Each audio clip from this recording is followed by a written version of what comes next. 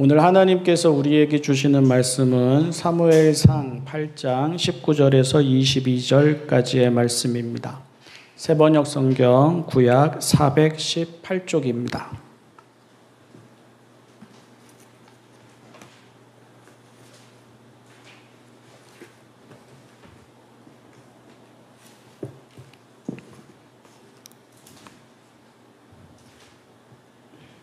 사무엘상 8장 19절에서 22절까지의 말씀입니다. 이렇게 일러주어도 백성은 사무엘의 말을 듣지 않고 말하였다. 그렇지 않습니다. 우리에게도 왕이 있어야 되겠습니다. 우리도 모든 이방 나라들처럼 우리의 왕이 우리를 다스리며 그 왕이 우리를 이끌고 나가서 전쟁에서 싸워야 할 것입니다. 사무엘이 백성의 모든 말을 듣고 나서 주님께서 들으시도록 다 아뢰니 주님께서 사무엘에게 말씀하셨다. 너는 그들의 말을 받아들여서 그들에게 왕을 세워주어라. 그래서 사무엘은 이스라엘 사람들에게 각자 자기의 성읍으로 돌아가라고 일렀다. 아멘.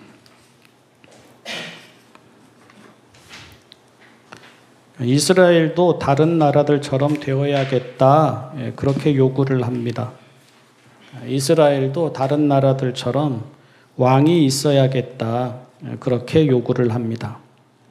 그렇게 해야 밖이나 안이나 안정을 이루고 평안하지 않겠느냐. 그렇게 말들을 합니다. 그들로서는 절실합니다. 그래서 막무가내입니다. 사무엘이 아니라고 하나님이 아니라고 하신다. 그렇게 말을 전해 주어도 이 말은 그들의 귀에 들리지 않습니다. 그러니까 그들의 눈에는 다른 나라들이 좋게 보였나 봅니다. 왕이 있습니다. 군대가 있습니다. 무기가 있습니다. 강력하고 안정된 통치가 있습니다. 든든한 성이 있습니다. 화려한 도시가 있습니다. 외적의 침입에 맞서서 땅을 지키고 백성들을 보호합니다. 재산을 지킵니다. 약한 나라를 공격하여서는 땅을 정복합니다. 재산을 늘립니다. 그러니까 그 사람들의 눈에는 자기 나라 이스라엘이 되게 어설프게 보였나 봅니다. 왕이 없습니다. 군대가 없습니다. 무기가 없습니다. 강력하고 안정된 통치가 이루어지지 않습니다. 든든한 성이 없습니다. 화려함과도 거리가 멉니다. 외적이 침입할까 불안합니다. 땅을 정복하거나 재산을 늘리기는 못할지언정 그나마 가진 땅과 재산을 빼앗길까 봐 늘 두렵습니다. 하기는 이스라엘만의 바람은 아닌 것 같습니다. 생각해 보면 거의 모든 사람들이 그렇게 살아갑니다. 대부분의 사람들이 힘을 추구하지 않습니까? 대부분의 사람들이 부를 추구하지 않습니까? 대부분의 사람들이 안정을 추구하지 않습니까? 대부분의 사람들이 살아남으려면 남들처럼 살아야 하고 남들보다 앞서야 하고 남들과의 경쟁에서 이겨야 한다고 하지 않습니까? 당연히 그렇게 되면 그 과정에서 잃게 되는 것들이 있습니다. 그것도 압니다. 이스라엘도 그것을 알고 우리도 그것을 압니다. 힘의 지배를 받아들여야 합니다. 약육강식이죠. 약하면 먹히고 강하면 먹습니다. 돈의 지배를 받아들여야 합니다. 돈이 모든 것을 결정해서 돈이 생명과 문화와 모든 것까지 좌지우지합니다. 노예와 같은 삶도 받아들여야 합니다. 옳은 삶이 아니라 요구되는 삶을 살아야 합니다. 억울하고 부당한 일도 받아들여야 합니다. 능력이 없어서 그런 거라고 자책하게 되거나 이용 대상이 되고 정복 대상이 되어도 어쩔 수 없다라는 그러한 자기 비하 속에서 살아가게 됩니다. 다른 사람에게도 무심해지고 다른 생명에게도 무심해지고 다른 사회와 다른 나라에 대해서도 무심해져야 합니다. 무엇보다도 다른 나라들처럼 되어야 하겠다.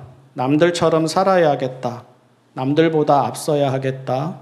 남들을 이겨야 하겠다라고 생각을 하면 하나님을 향한 믿음의 자리마저 조금씩 내어놓아야 합니다. 이스라엘도 그랬는데요. 사실 이스라엘에는 왕이 없는 것이 아니지 않습니까?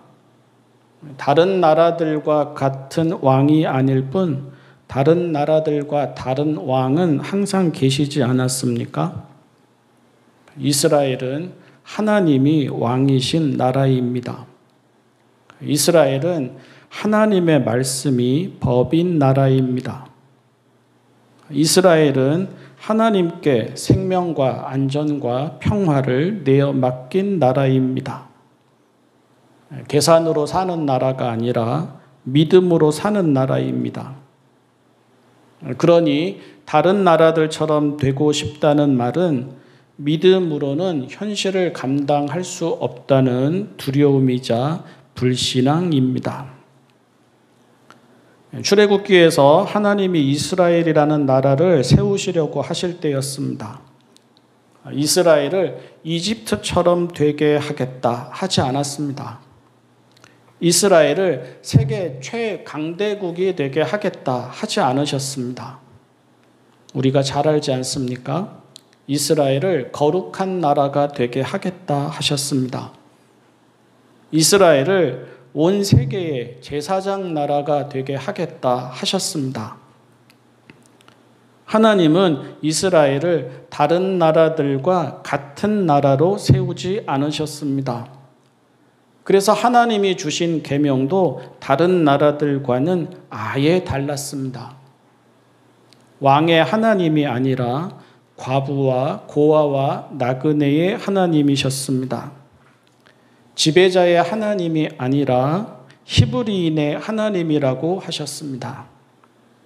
정복자의 하나님이 아니라 제사장의 하나님이라고 하셨습니다. 부와 명예와 권력을 약속하는 하나님이 아니라 사랑과 정의와 평화를 약속하는 하나님이라고 하셨습니다.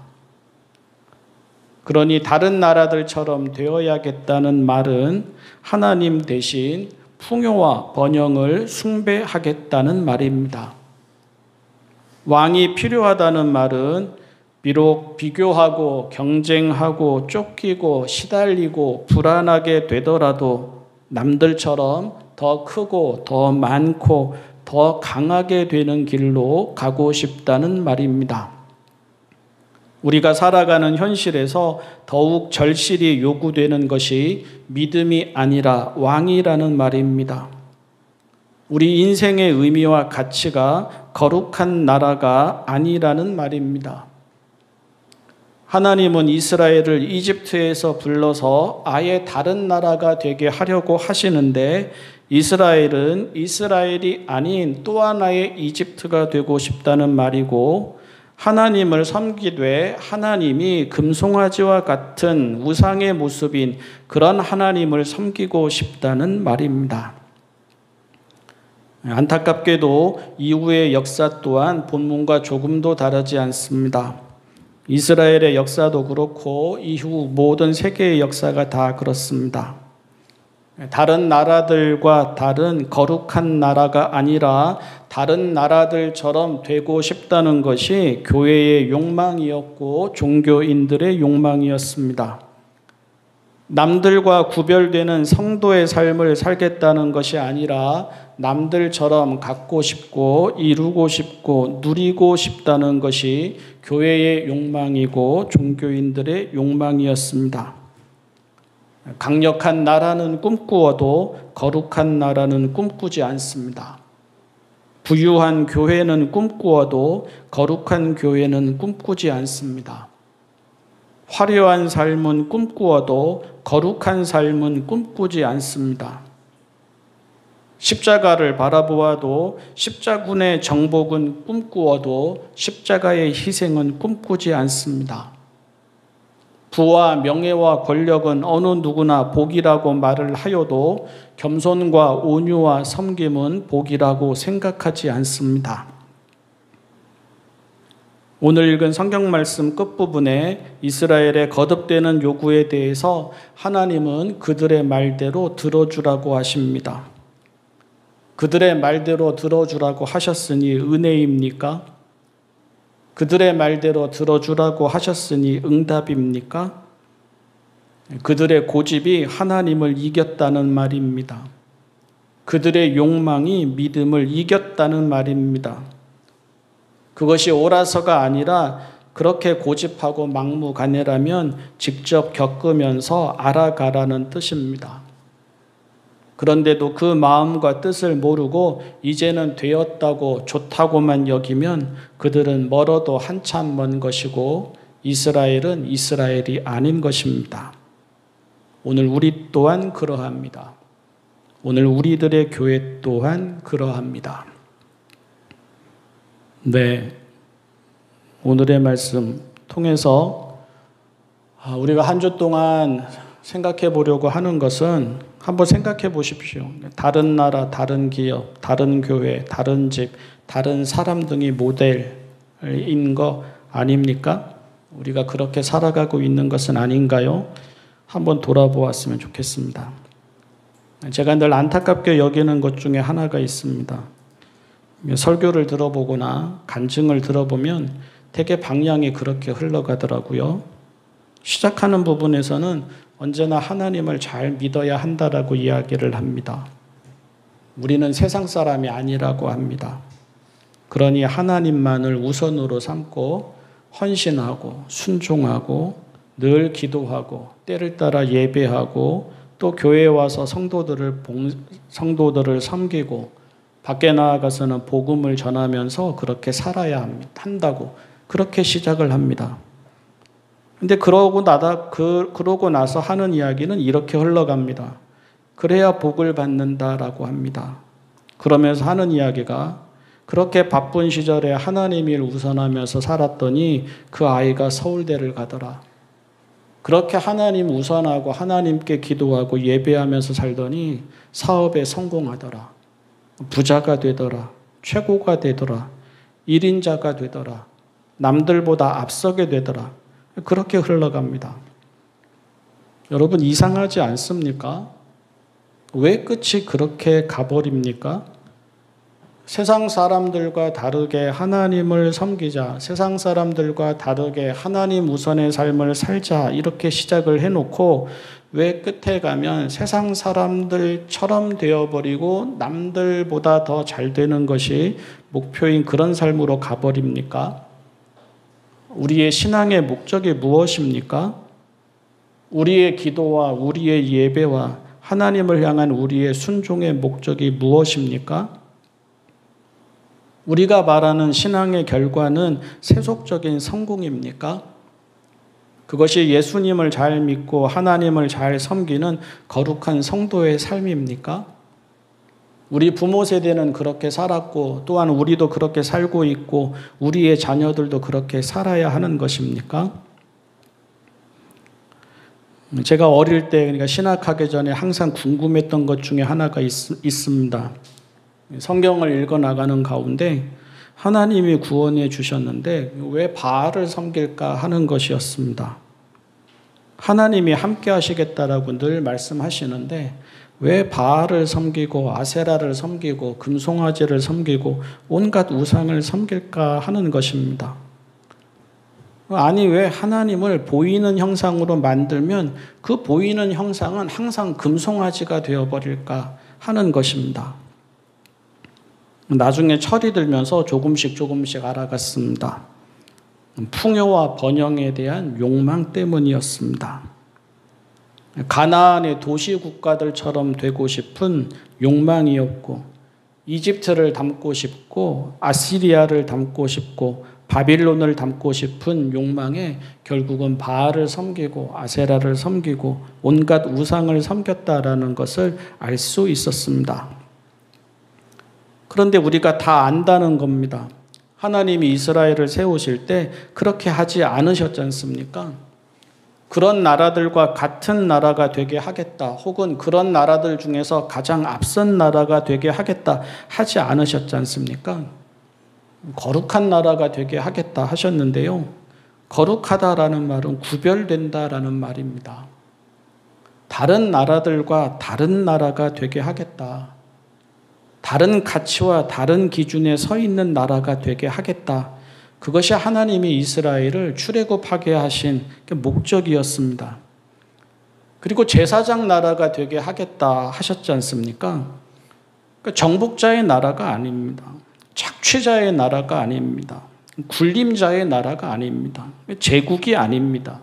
제사장 나라, 복이 되어주는 나라, 다른 나라들을 살게 하는 나라, 사랑과 정의와 평화로서 본을 보이는 나라, 그런 나라가 되게 하겠다.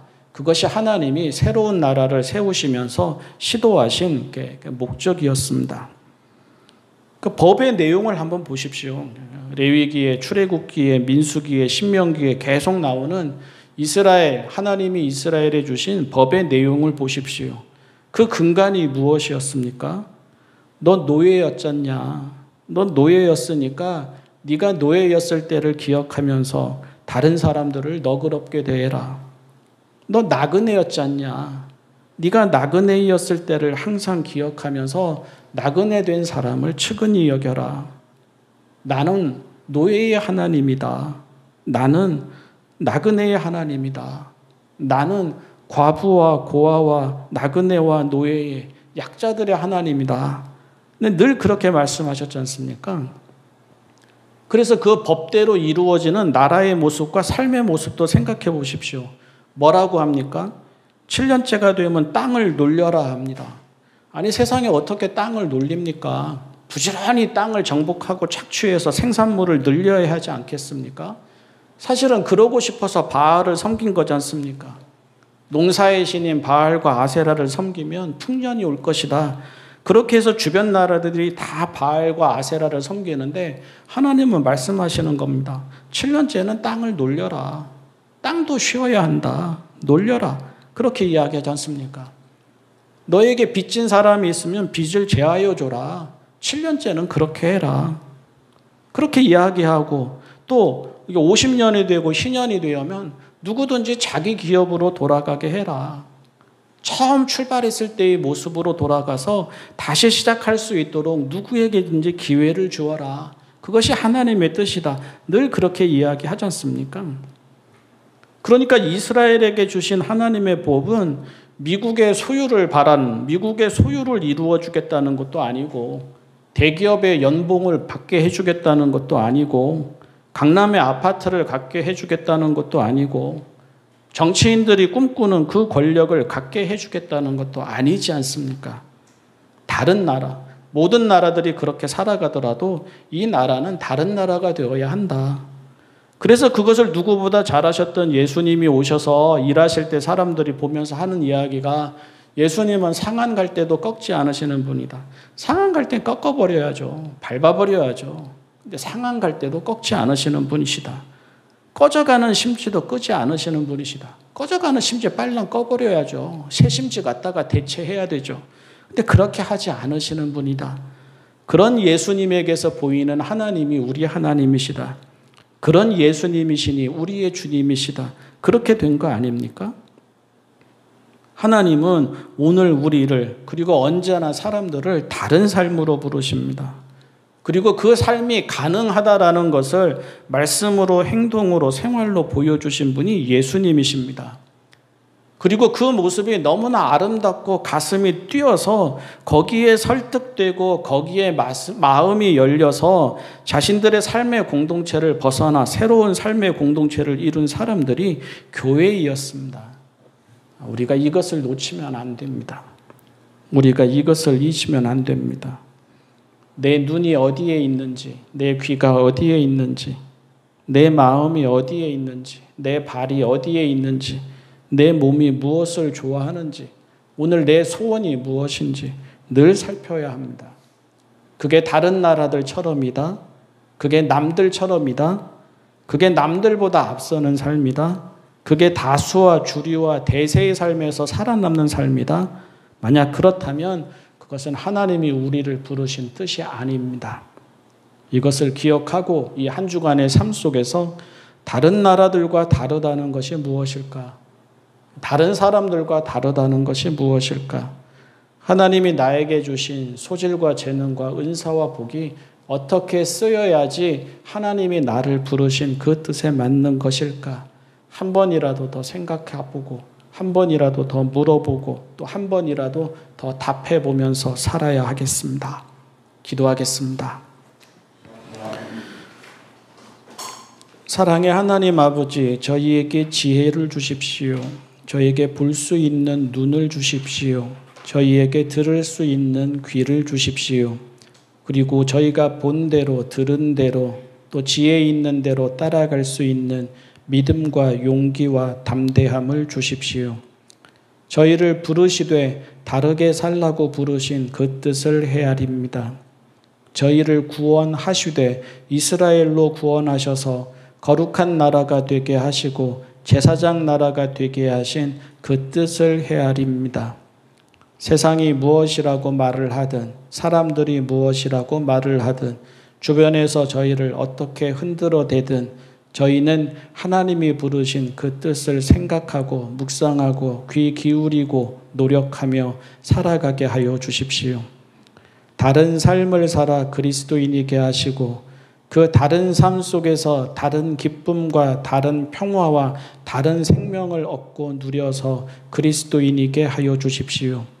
우리 주님이 이 땅에 계실 때 먼저 본을 보이시며 그 길을 걸어가셨으니 오늘 저희도 교회를 이루어 그 길을 묵묵히 따라 걸어가게 하여 주십시오. 예수님의 이름으로 기도합니다. 아멘.